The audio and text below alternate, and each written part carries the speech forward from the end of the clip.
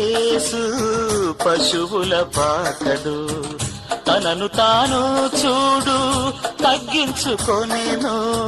మా తండ్రి యేసు పశువుల పాకడు, తనను తాను చూడు తగ్గించుకొనెను. కుమారుడు క్రీస్తు ఒలివల తోటలో, కుమారుడు క్రీస్తు ఒలివల తోటలో మోకాళ్ళ కన్నీళ్ళ ప్రార్థించే చూడు.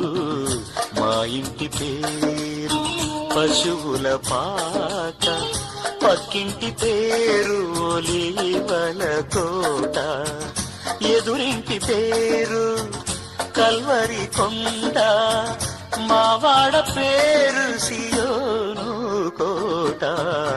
మా ఇంటి పేరు పశువుల పాక.